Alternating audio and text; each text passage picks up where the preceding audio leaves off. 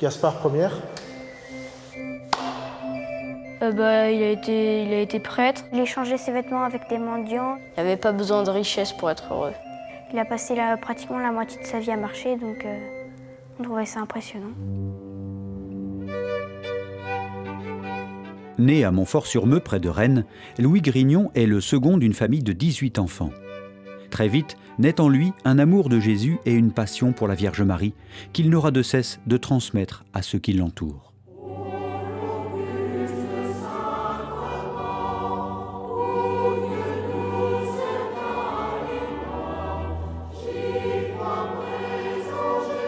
De Rennes à Paris, de Poitiers à Rome, Louis-Marie marche infatigablement en quête de son destin.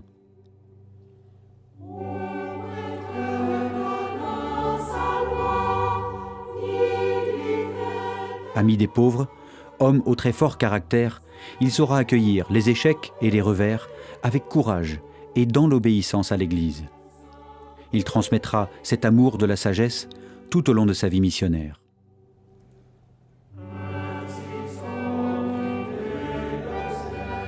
Il avait une certaine personnalité, lui aussi, grâce peut-être à son père, personnalité forte, voire colérique.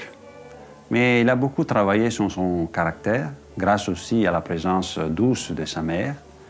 Le père de Montfort était un élève très sérieux, très studieux. Il n'hésite pas de manifester son caractère et aussi sa personnalité. Une personnalité audacieuse, libre aussi, tout en étant un adolescent.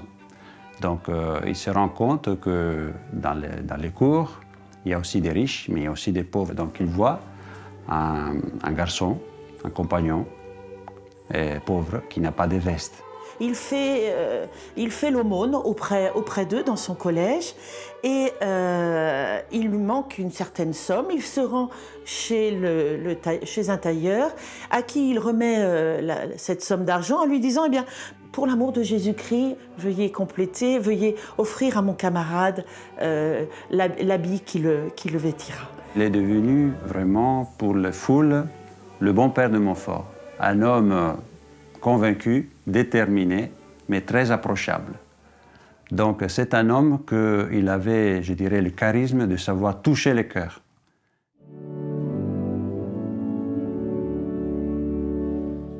Saint-Louis-Marie, c'est un artiste, avec plusieurs facettes. D'abord, c'est un sculpteur. Il aimait beaucoup sculpter. Et nous avons ici, à la maison natale, aussi deux souvenirs merveilleux. C'est Notre-Dame de la Sagesse qu'il a sculpté pour l'ermitage de Saint-Lazare et les crucifix devant lesquels il priait en solitude. Saint Louis-Marie se sert aussi de la musique pour évangéliser. Il change les paroles des chansons populaires de l'époque pour rendre le message des évangiles le plus accessible possible à une population très illettrée. Donc, il a composé 164 cantiques qui permettent aux gens, en chantant, de connaître l'Évangile et les vérités de la foi. Tout en suivant ses études, Louis-Marie participe à des œuvres de charité. À l'image du Christ, il voit dans les plus pauvres Dieu lui-même. À Rennes, il a ressenti un attrait, une vocation, un appel de devenir prêtre, de devenir missionnaire.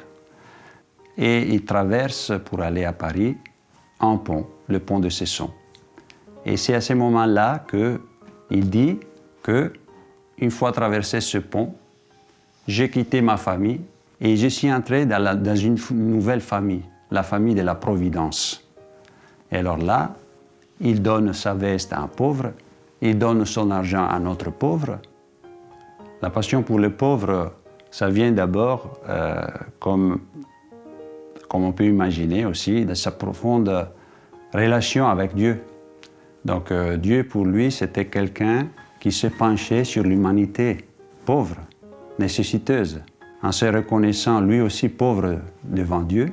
Donc sa réponse, qui est tout au long de sa vie, c'est aussi annoncer, dire, manifester aux pauvres qu'il y avait un espoir, une espérance. C'est la présence de Dieu. Après ses études au séminaire Saint-Sulpice à Paris et suivant les conseils de Madame de Montespan, le jeune prêtre partira à Poitiers, où il servira les pauvres de l'hôpital général. Deux personnes seront particulièrement touchées par son rayonnement, Mathurin Rangeard et Marie-Louise Trichet. Marie-Louise va détecter dans cette rencontre le doigt de Dieu qui va la guider jusqu'à venir vivre à l'hôpital. En 1701, elle n'a que 17 ans, elle est une jeune fille de la bourgeoisie de Poitiers, son père est procureur au tribunal de Poitiers, et elle lui dit son désir d'être religieuse. Parce qu'il voulait toujours encourager les autres à s'engager sans avoir peur. N'ayez pas peur, c'était un petit peu ce slogan. N'ayez pas peur parce que vous aurez toujours la confiance de trouver une solution. Et alors c'est là que lui permettait aussi d'entraîner les autres. Et Mathurin Rangeard était un jeune, 18 ans, qui venait, qui passait, il voulait être capucin. Et puis il rencontre le père de Montfort à Poitiers. Et le père de Montfort sent dans cet homme un personnage quand même attrayant et plein de don de lui-même, quoi, il voulait se donner. Alors il lui dit, écoutez, je crois que j'ai besoin de vous. Venez avec moi, dans mes missions, vous m'accompagnerez, etc. S'il parvient à toucher les cœurs, son caractère très entreprenant, sa foi et son exigence lui créent de nombreuses jalousies et critiques, y compris parmi les personnes influentes du clergé. Et il dérange, sa présence dérange à la Salpêtrière aussi, parce qu'il veut mettre de l'ordre et aussi faire remonter la dignité des pauvres.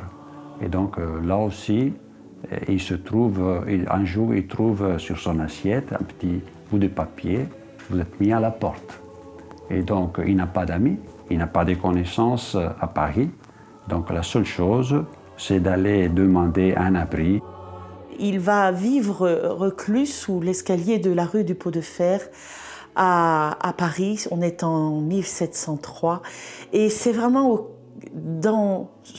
rejeté de tous, dans une solitude extrêmement profonde. Et c'est là, ça demeure pendant 6 mois, en silence, en méditation, en écrivant aussi de belles choses. Peut-être c'est là qu'il a écrit L'amour de la sagesse éternelle. Et il va vivre une expérience qui est lumineuse, qui dès lors va orienter toute son existence. Il va se laisser au cœur de sa nuit. Il va se laisser toucher par l'amour de Dieu qui va venir le rejoindre sous les traits de la sagesse de Dieu.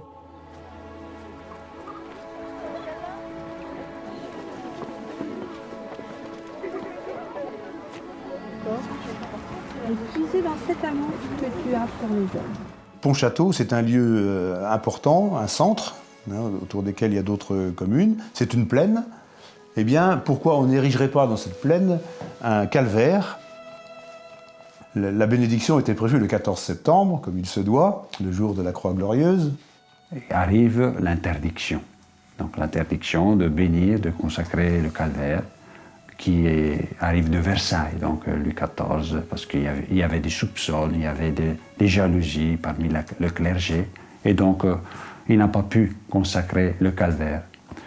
Et bon, il accepte cette humiliation comme une épreuve pour lui, pour purifier ses intentions, pour voir vraiment s'il était vraiment motivé uniquement pour la gloire de Dieu et pas pour la sienne. Et l'évêque, quelques jours après, lui a réenvoyé une autre lettre, c'est encore plus dur, lui disant qu'il était interdit de tout ministère dans le diocèse. Et donc, il n'avait plus qu'à partir. Malgré ces épreuves, qu'il surmontera dans l'obéissance à sa hiérarchie, le père de Montfort continuera à évangéliser les foules de l'ouest de la France en organisant des missions avec de grandes processions et en créant des écoles charitables, comme à La Rochelle, suivant en cela l'ordre reçu du pape lui-même qui l'avait nommé missionnaire apostolique.